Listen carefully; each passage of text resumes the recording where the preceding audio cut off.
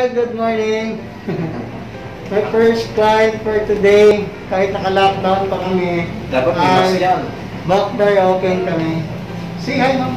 Hi! Ayan. Ang gagawin natin for today, ito may lapit. Ayan.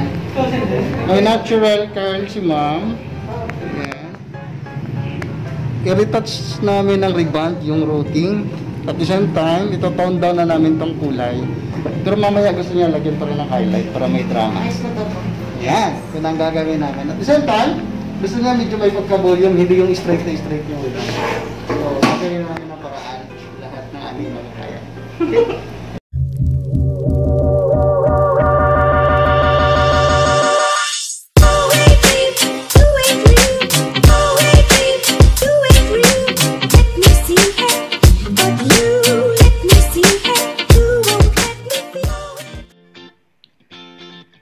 Section natin sa 4, profile sectioning at diagonal back.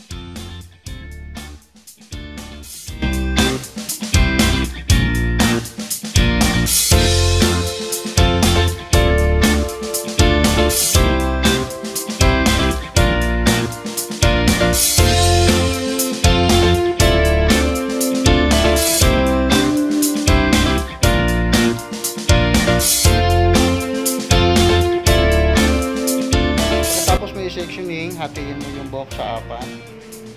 Ang gagawin natin ay retouch lang natin yung buhok niya sa ribbon hanggang dito sa dating previous ribbon para maingatan natin itong previous na hair niya. Gagamitin natin yung product ay natural. Ito nilagyan natin kanina, number 1. Ang natural ay product ng Cosmo Care. Ayan. Cosmo Care ay isa sa pinakasikat dito sa Pilipinas. Sila yung provider ng Brazilian blowout, yung eye cure.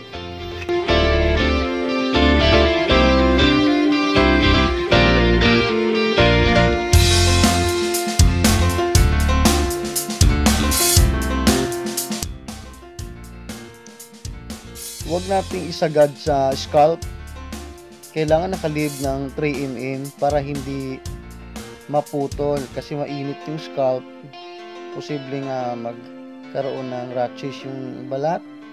Kaya kailangan iwasan na malagay sa anit yung gamot. At saka huwag isagad muna sa baba yung mga portion na critical kasi talaga tong buhok na ito. Kaya dapat yung baba huwag lagyan, hanggang dyan lang muna. Ayan. Pagka medyo matuyo yung dugtungan, yung dating colored, kasi naka-highlight kasi itong buhok na ito, kailangan na isprayhan mo ng tubig kung kinakailangan, pagka natuyo yung dugtungan. Pero ang penetration talaga, itong virgin hair, yung kulot, kasi kulot talaga itong portion na to, kailangan dyan ang lagyan mo ng gamot. Yan. Hindi nakasagad sa scalp at saka hindi rin nakadiretso sa baba. Kasi dating straight na yung baba, dating rebond na yan. Ayan. Apply lang tuloy-tuloy, section by section. Kung ano yung ginawa mo nung una, diretso lang hanggang sa matapos yung application natin.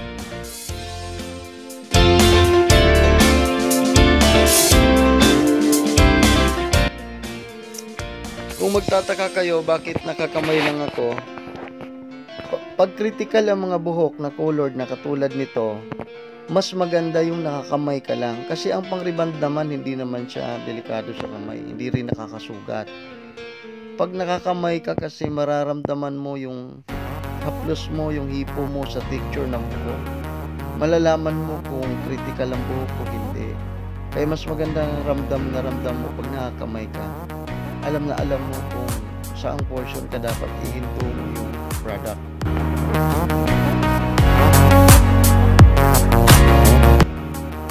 Blower na tayo, and then section by section tayo sa planchahan. Ito yung pinakamahabang proseso ng rebond, yung plancha, kasi kailangan maninipis katulad niyan. Yan, paulit-ulit. 1, 2, 3, 4, tapos 5, 6, 7. Di ba kompleto? Isa pa. Yan, ganyan ang pagbo-blow, pagpa-plancha. Okay?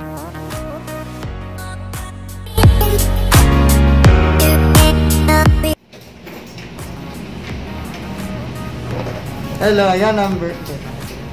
Ayan, number 2. Neutralizer para maging fresh na siya na straight.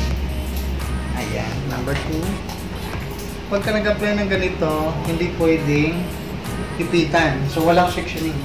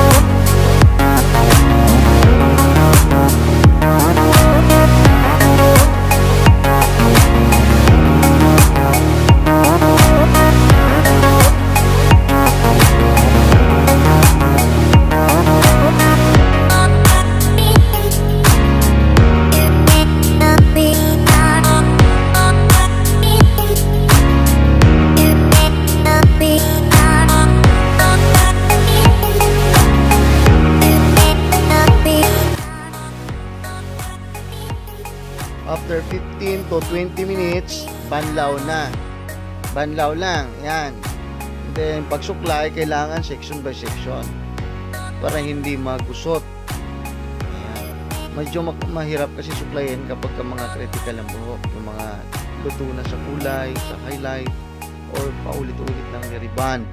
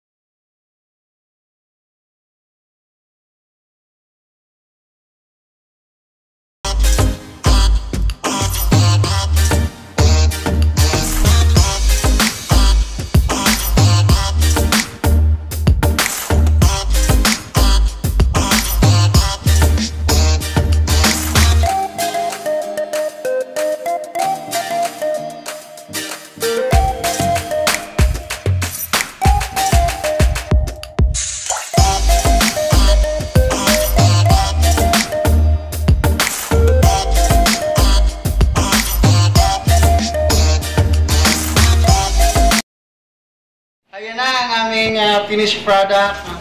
Ang ginawa namin dito ay retouch yung ribbon. At the same time, pinulayan namin from dark to light blonde.